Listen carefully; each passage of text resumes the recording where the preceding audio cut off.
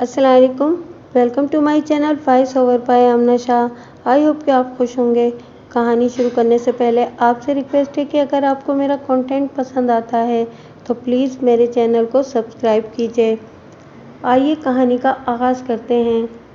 8 जनवरी की सुबह मैं तैयार होकर थाने पहुंचा तो मेरे थाने का अमला बरामदे में एक अंगीठी के गिर्द जमा था और जाहिर है इस अंगीठी में आग दहकी हुई थी।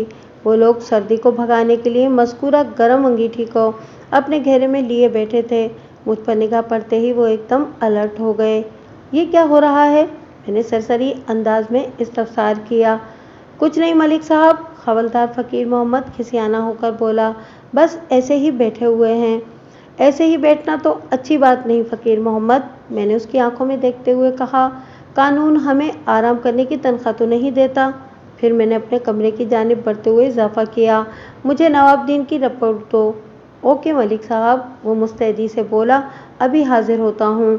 नवाबदीन नामी एक मवेशी चोर ने पिछले कुछ अरसे से हमें खासा परेशान कर रखा था। आए रोज़ कहीं न कहीं से उसकी शिकायत आ जाती थी। मैंने हवलदार फ़कीर मोहम्मद की ड्यूटी लगा रखी थी कि वो नवाबदीन की सरगर्मियों पर निगाह रखे ताकि इसे गिरफ्तार करने का कोई जामे मंसूबा बनाया जा सके। इन दिनों मेरी तैनाती ज़िला झंग के एक दूर दराज थाने में थी। हुसैनपुर, निशाताबाद, कोहलूवाल, सुल्तान नगर और कोट निज़ाम नामी गांव मेरे थाने की हुदूद में आते थे और इन तमाम मौज़ूआत में डंगर चोर नवाबदीन उर्फ नवाबा ने कोई न कोई वारदात कर रखी थी। थोड़ी ही देर में फ़कीर मोहम्मद मेरे कमरे में आ गया। मज़कूरा थाने में नहायत मुख्तसर अमले के साथ मैं थानेदारी कर रहा था। एक हवलदार फ़कीर मोहम्मद और 3 कांस्टेबल्स जिनके नाम फजल करीम, रफ़ीक अहमद और हनीफ अली थे। इस 4 अफरादी स्टाफ की मदद से मुझे 5-6 गाँव के अच्छे बुरे हालात और मामलात को संभालना पड़ता था। इस ज़माने में आजकल की तरह एक थाने में दर्जनों पुलिस एहलकार मौजूद नहीं हुआ करते थे। मुझे पक्की इत्तला मिली है कि आने वाली जुमेरात निस्फ शब के करीब नवाबदीन नहर वाले पुल से गुजरेगा और उसके साथ चोरी शुदा जानवर भी होंगे। हवलदार ने मुझे बताया, अगर हम पहले से इस पुल के नज़दीक मौजूद हों तो इस डंगर चोर को रंगे हाथों अपनी हिरासत में ले सकते हैं। एक जुमेरात तो परसों है। मैंने सवालिया नज़र से हवलदार की तरफ देखा। तुम इसी जुमेरात की बात कर रहे हो या इससे अगली जुमेरात की? परसों वाली जुमेरात मलिक साहब, वो ज़ोर देकर बोला। ठीक है, मैंने पुरसोच अंदाज में कहा। हवलदार फ़कीर मोहम्मद ने जिस नहर का जिक्र किया था वो मेरे थाने से महज 3 फरलांग 660 गज के फासले पर मगरिब में वाक़ थी। नहर की दूसरी जानिब निशाताबाद नामी एक गांव था। निशाताबाद और मेरे थाने के बीच आधे मील यानी 4 फरलांग की मुसाफत थी। अब की बार नवाबदीन हमारे हाथ से बचकर नहीं जाएगा मलिक साहब, फ़कीर मोहम्मद ने पुरजोश अंदाज में कहा। इस कमबख्त ने काफ़ी अरसे से आले दुआले के गांव वालों की ज़िंदगी अजीरन कर रखी है और हमारी भी, मैंने कितर कलामी करते हुए कहा।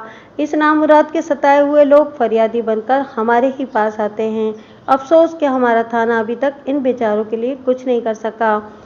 इस मर्तबा हम ज़रूर कामयाब होंगे मलिक साहब, फ़कीर मोहम्मद बड़े अज़म से बोला। नवाबदीन को एक एक जुल्म और एक एक ज़्यादती का हिसाब देना पड़ेगा, मैंने पुरवसूख अंदाज में कहा।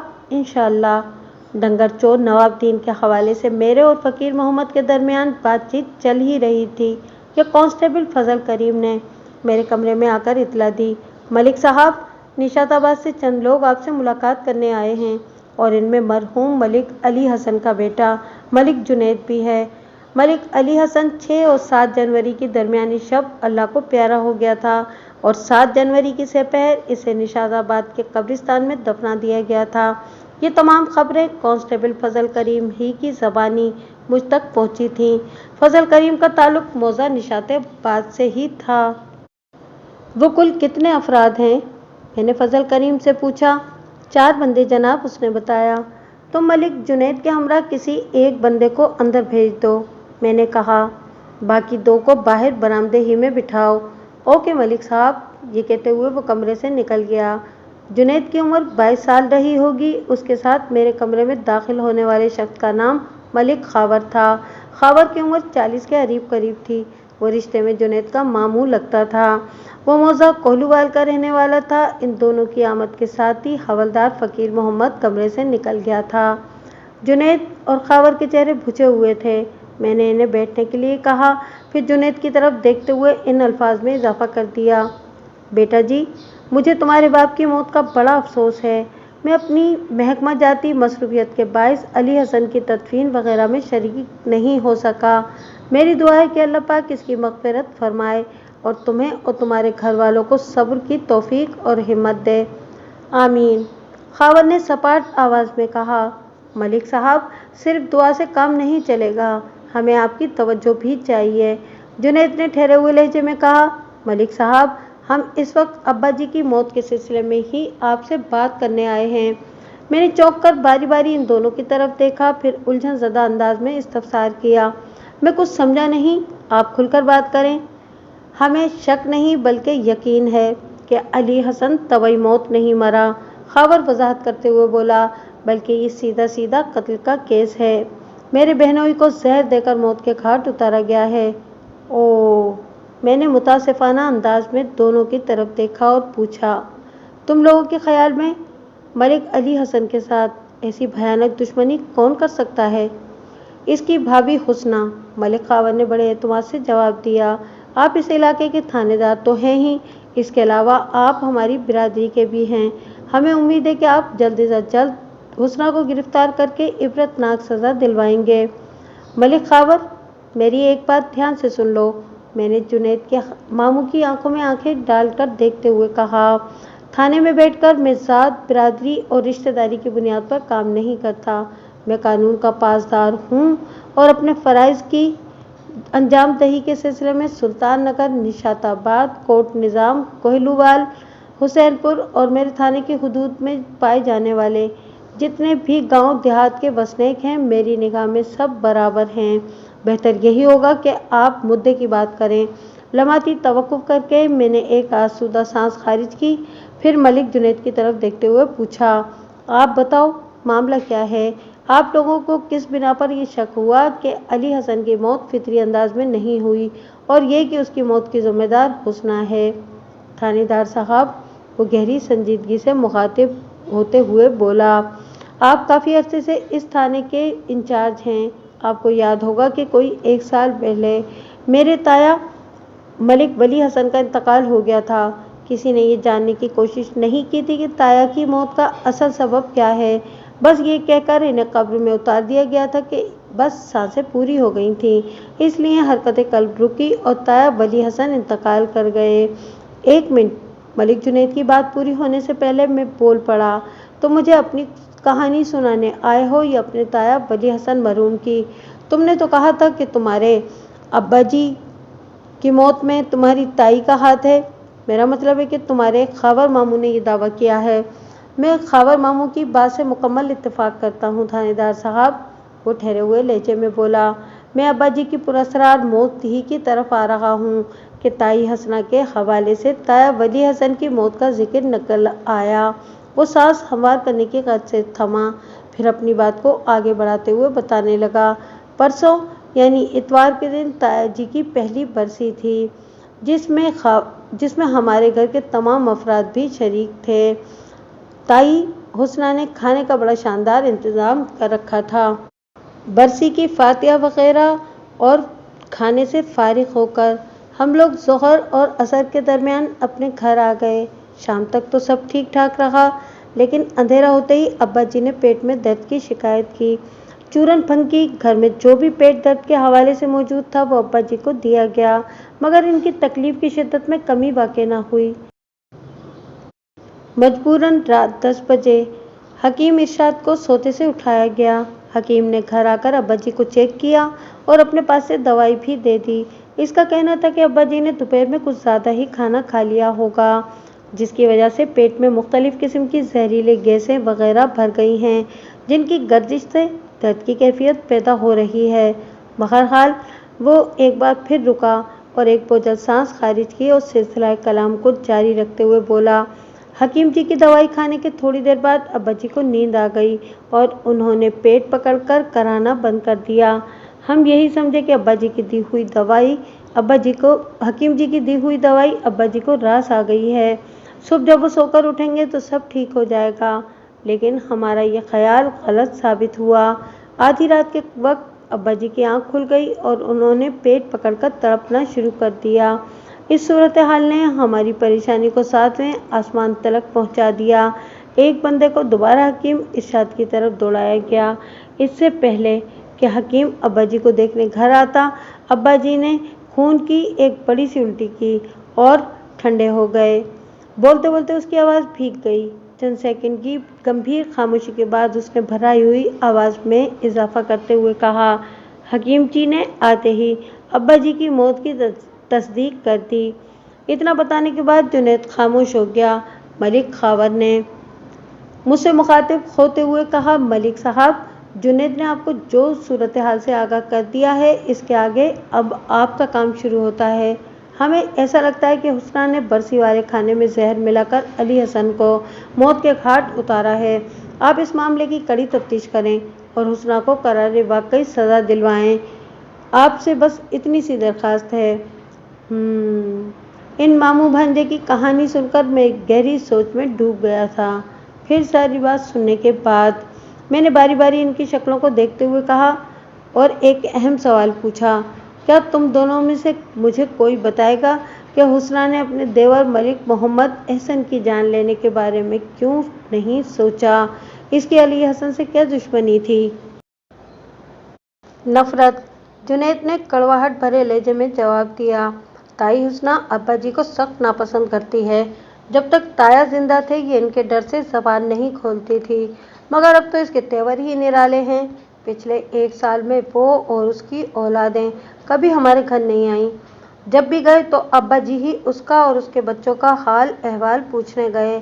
और तो और आप ताई हुस्ना की अदावत और बेहिसी का इस बात से अंदाज़ा लगा लें कि परसों रात हमारे घर पर एक क़यामत गुजरी है। लेकिन मजाल है कि ताई हुस्ना या उसकी औलादों में से कोई हमारी खैरियत जानने आया हो, जबकि दोनों घर एक दूसरे के साथ लगे हुए हैं। अगली सुबह गैरों की तरह वो भी अब्बा जी की मौत की ताज़ियत करने हमारे घर पहुंच गए थे। ये तो वाकई अफसोसनाक बात है। मैंने इन मामू भांजे के जख्मों पर मरहम रखते हुए कहा, आप लोग इत्मीनान रखो, मैं इस मामले की कड़ी छानबीन करूंगा। अगर हुस्ना मलिक अली हसन की मौत की जिम्मेदार साबित हुई तो फिर इसे कानून की गिरफ्त से कोई नहीं बचा सकेगा। बहुत बहुत शुक्रिया मलिक साहब, मलिक खावर ने तशक्कुर आमेज अंदाज में कहा। मलिक जुनैद पूछने लगा, क्या मैं समझ लूं कि आपने मेरी शिकायत दर्ज कर ली है? बिल्कुल, तुम्हें ऐसा ही समझना चाहिए, मैंने तसल्ली भरे लहजे में कहा। मैं आज ही से तफ्तीश का आगाज़ कर रहा हूँ, लेकिन चंद अहम बातें तुम्हें अच्छी तरह ज़हन नशीन कर लेना चाहिए। उसने सवालिया नज़र से मुझे देखा और पूछा, कौन सी बातें थानेदार साहब? इब्तिदाई तौर पर मैं अपने काम की शुरुआत पूछताछ और अहम नौइयत की मालूमात हासिल करने से करूँगा, ताकि मेरे पास ठोस सबूत और शवाहिद जमा हो जाएं, जिनकी बिना पर मैं हुस्ना पर पक्का हाथ डाल सकूं। इस सिलसिले में तुम मुझे अपने अब्बा जी के बिस्तर की वो चादर और तकिया फराहम करोगे जिन पर अली हसन ने खून की उल्टी की थी। मैं इन खून आलूद कपड़ों को लेबॉर्ट्री टेस्ट के लिए अस्पताल भिजवाऊंगा, ताकि ये मालूम किया जा सके कि तुम्हारे अब्बा जी को हलाक करने के लिए किस किस्म का जहर इस्तेमाल किया गया था। ओह, वो तशवीश भरे लहजे में बोला, ये तो अब मुमकिन नहीं रहा। क्यों क्यों मुमकिन नहीं रहा? मैंने हैरत से उसकी तरफ देखा। खून की उल्टी से जो जो कपड़े खराब हुए थे वो सब तो धोए जा चुके हैं थानेदार साहब, उसने बताया। अच्छा, तो ये बात है, मैंने गहरी सांस खारिज करते हुए कहा। फिर तो मुझे पूछताछ ही से काम चलाना पड़ेगा, और अगर इस कोशिश में कामयाबी हासिल ना हुई तो फिर खुदाई के सिवा कोई चारा बाकी नहीं रहेगा। इन दोनों ने उलझन ज़दा नज़र से एक दूसरे को देखा। फिर मलिक खावर मुझसे मुखातिब होकर बोला, इसके इस्तफसार में बड़ी बेचैनी पाई जाती थी। कैसी खुदाई मलिक साहब? तुम्हारे बहनोई अली हसन की कब्र की खुदाई, मैंने सरसराते हुए लहजे में जवाब दिया। वो किस लिए? मलिक जुनैद ने बेसाख्ता पूछा। पोस्टमार्टम के लिए, मैंने वजाहत करते हुए कहा, ताकि तुम्हारे अब्बा जी की मौत का असल सबब मालूम किया जा सके। ना जी, वो बड़ी शिद्दत से नफ़ी में गर्दन झटकते हुए बोला, मैं अब्बा जी की लाश की बेहुरमती किसी भी कीमत पर नहीं होने दूंगा। इनकी लाश की चीर फाड़ का ख्याल तो आप अपने जहन से निकाल ही दें। मैंने कहा ना, मैं पहले अपने तौर पर मामले की तह तक पहुंचने की कोशिश करूंगा, मैंने तसल्ली आमेज लहजे में कहा। अगर सीधी उंगली से घी निकल आया तो ठीक, वरना उंगली को टेढ़ा करना नागुज़ीर हो जाएगा। मैंने साफगोई से काम लेते हुए इन्हें पेश आमदा हालात की मुकम्मल आगाही दे दी थी। मलिक खावर ने ठहरे हुए लहजे में कहा। मलिक साहब, मैंने आपके बारे में बहुत कुछ सुना है। आप एक जहांदीदा और तजुर्बेकार पुलिस ऑफिसर हैं। मुझे उम्मीद है कि अली हसन की कब्र खोदने की ज़रूरत नहीं पड़ेगी। आप इसके बगैर ही फसाद की जड़ तक रसाई हासिल कर लेंगे। मेरी हद्दुल इम्कान यही कोशिश होगी, मैंने मोतदिल अंदाज में कहा, क्योंकि मुझे खामखा गड़े मुर्दे उखाड़ने का कोई शौक नहीं, और अली हसन का तो अभी तक कफन भी मैला हुआ है और ना ही तुरबत की मट्टी खुश्क हुई है। वो मेरा शुक्रिया अदा करके रुखसत हो गए। इनके जाने के बाद मैंने कांस्टेबल फजल करीम को अपने पास बुला लिया। जैसा कि मैंने बताया, फजल करीम मौजा निशाताबाद ही का रहने वाला था। थाने से इसके घर तक पैदल का रास्ता था। निस्फ मील, आखिर फासला ही कितना होता है।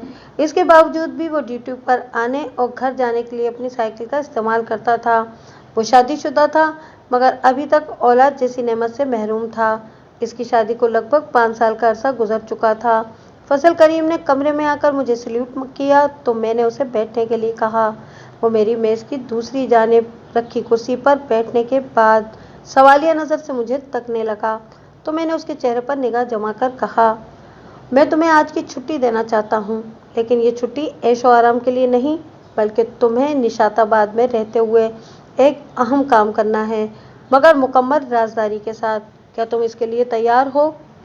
बिल्कुल तैयार हूँ मलिक साहब, वो पुरएतमाद लहजे में बोला। आप हुक्म करें, करना क्या है? जहाँ तक राजदारी की बात है तो फ़र्ज की राह में मेरी गर्दन तो कट सकती है, लेकिन ज़बान खुल जाए ये मुमकिन नहीं। शाबाश फजल करीम, मुझे तुमसे यही उम्मीद थी। मैंने सताइशी नज़र से उसकी तरफ देखा, फिर समझाने वाले अंदाज में कहा, तुम्हारा ताल्लुक निशाताबाद से है, लिहाजा तुम वहाँ बसने वाले एक एक शख्स से अच्छी तरह वाकिफ़ हो, इसलिए ये काम तुमसे ज़्यादा बेहतर और कोई नहीं कर सकता। मुझे कल शाम तक मलिक वली हसन और मलिक अली हसन के मामलात की तफसीली रिपोर्ट पेश करो, खुसूसन मरहूम वली हसन की बेवा हुस्ना और मरहूम अली हसन के बाहमी ताल्लुकात का मुकम्मल अहवाल। हो जाएगा मलिक साहब, वो पुरअज़्म लहजे में बोला।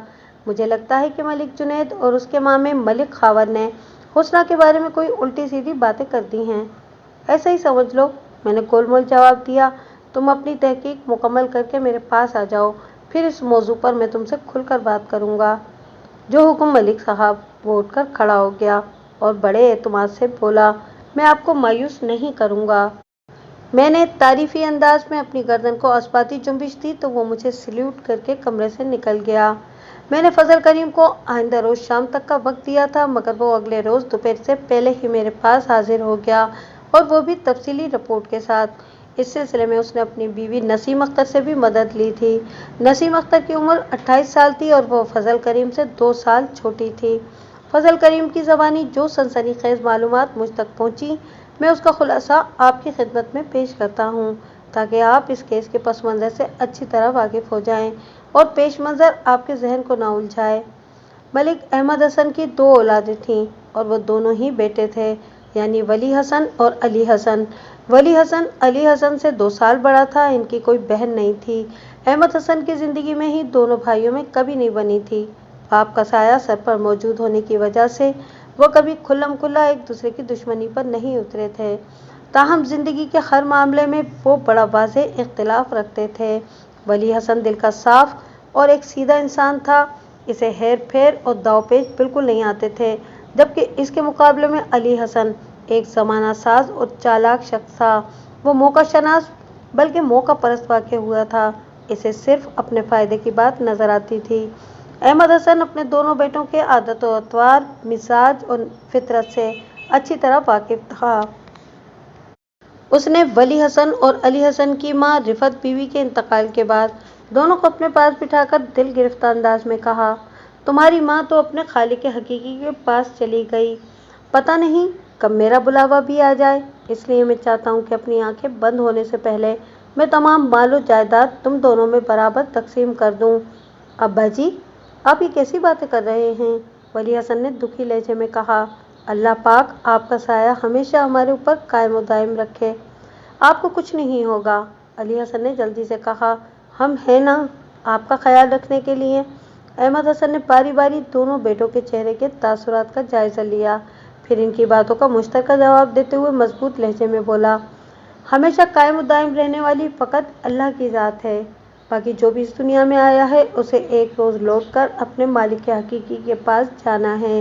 میں جانتا ہوں تم دونوں کا میرا بڑا خیال ہے، لیکن یہ بات اچھی طرح ذہن نشین کر لو کہ اس دنیا کی سب سے بڑی سچائی موت ہے۔ ہر ذی روح کو ایک نہ ایک دن موت کا ذائقہ چکھنا ہی چکھنا ہے۔ میں نہیں چاہتا کہ میرے انتقال کے بعد تم دونوں ایک دوسرے کے گریبان کھینچتے پھرو، اس لیے زمین و جائیداد کی وراثتی تقسیم میرے جیتے جی ہو جائے تو اچھا ہے۔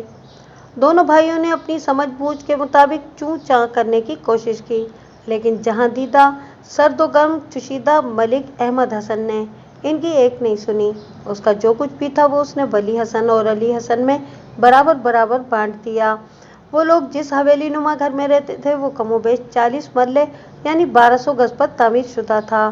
جب تک تمہارا دل چاہے ایک ساتھ رہنا، احمد حسن نے کہا، اور جب ایک ساتھ گزارا ممکن نہ رہے تو اس مکان کے عین وسط میں دیوار کھڑی کر کے 2 حصوں میں تقسیم کر لینا۔ اس طرح تم دونوں کے حصے میں 20-20 مرلے کا مکان آ جائے گا۔ میں نے اس گھر کی تعمیر میں اس بات کا خاص طور پر خیال رکھا ہے کہ اگر اسے 2 حصوں میں بانٹ دیا جائے تو ہر حصے میں رہائشی بنیادی ضروریات متاثر نہ ہوں۔ وہ دونوں چپ چاپ گردنیں جھکائے اپنے بوڑھے باپ کی وصیت نما نصیحت کو سنتے رہے۔ احمد حسن نے مزید کہا، میرے پاس 28 ایکڑ زرعی اراضی ہے، تم ایک ساتھ رہو یا الگ رہو، یہ زمین تمہارے اور تمہارے بیوی بچوں کی گزر بسر کے لیے بہت کافی ہے۔ میری دعا ہے کہ تم دونوں سدا خوش رہو۔ اس اہم اور انتہائی سنجیدہ گفتگو کے چند ماہ بعد ملک احمد حسن اللہ کو پیارا ہو گیا۔ اس نے اپنی زندگی میں دونوں بیٹوں کو بڑی حکمت سے جوڑ رکھا تھا، مگر اس کے اٹھ جانے کے بعد اتفاق و اتحاد کا یہ سلسلہ آگے نہ بڑھ سکا۔ احمد حسن کے انتقال کے بعد دونوں بھائیوں میں بٹوارا ہو گیا۔ 40 مرلے کا وسیع و عریض گھر 2 حصوں میں برابر تقسیم ہو کر آدھا آدھا دونوں کو مل گیا۔ وہ جو احمد حسن کی زندگی میں ایک چھت کے نیچے سانس لے رہے تھے، اب وہ ایک دوسرے کے پڑوسی ہو گئے تھے۔ اسی طرح 28 ایکڑ زرعی اراضی میں سے 14 ایکڑ دونوں کے حصے میں آ گئے اور وہ لوگ ایک نئی زندگی نئے انداز سے گزارنے لگے۔ ملک احمد حسن کے چہلم کے بعد دونوں بھائیوں نے ایک جیسی طاقت کے ساتھ نئی زندگی کا آغاز کیا تھا، لیکن 5 سال کے بعد ان دونوں میں بہت زیادہ فرق پیدا ہو چکا تھا۔ علی حسن کے پاس اب بھی 14 ایکڑ زرعی اراضی تھی اور وہ 20 مرلے کے مکان میں اپنی بیوی ختیجہ اور تینوں بچوں جنید، روبینہ اور رخسانہ کے ساتھ رہ رہا تھا، جبکہ ولی حسن نے اس دوران میں اپنی انتھک محنت کے طفیل خاصی ترقی کر لی تھی۔ اس کا مکان 30 مرلے کا ہو گیا تھا۔ اس نے اپنے مکان کے ساتھ 10 مرلے کا خالی پڑا ہوا پلاٹ خرید کر اسے پہلے سے موجود مکان میں شامل کر لیا تھا، جہاں وہ اپنی بیوی حسنہ اور 2 بچوں نازیہ اور باسط کے ساتھ امن و سکون کی زندگی گزار رہا تھا۔ علاوہ ازیں اس نے زرعی اراضی کی خریداری میں بھی خاصی پھرتی دکھائی تھی۔ پچھلے 5 سال میں وہ گاہے بگاہے زمین خریدتا رہا تھا اور اس وقت وہ 36 ایکڑ زرعی اراضی کا مالک تھا۔ گویا اب ان دونوں بھائیوں کی حیثیت میں زمین آسمان کا تفاوت آ گیا تھا۔ یہ زمینی حقائق تھے جو اتنے واضح دکھائی دے رہے تھے کہ انہیں بدلنا یا ان سے نگاہ چرانا یا پھر انہیں جھٹلانا ناممکن تھا۔ زندگی اسی ڈھب سے بیتی جا رہی تھی کہ ایک رات ملک ولی حسن کو دل کا دورہ پڑا اور وہ حرکت قلب بند ہو جانے سے اپنے خالق حقیقی سے جا ملا، اور اب اس کے انتقال کو پورا 1 سال گزر چکا تھا کہ علی حسن بھی چل بسا۔ علی حسن کے فرزند ارجمند کا خیال نہیں بلکہ دعویٰ تھا کہ اس کے باپ کی موت میں اس کی تائی حسنہ کا ہاتھ تھا۔ حسنہ نے اپنے مرحوم شوہر ملک ولی حسن کی برسی کے موقع پر اس کے باپ علی حسن کے کھانے میں زہر ملا دیا تھا، وغیرہ وغیرہ۔ ولی حسن کی وفات سے اس کی پہلی برسی تک جو 1 سال گزرا ہے، اس میں کئی ایک قابل ذکر واقعات بھی رونما ہوئے ہیں۔ کانسٹیبل فضل کریم نے اپنی بات کے اختتام پر کہا، جن میں 2 بہت زیادہ اہمیت کے حامل رہے ہیں۔ میں ان اہم واقعات کے بارے میں ضرور جاننا چاہوں گا۔ میں نے فضل کریم کی آنکھوں میں دیکھتے ہوئے کہا، مجھے بتاؤ کہ ان واقعات میں ایسا کیا خاص ہے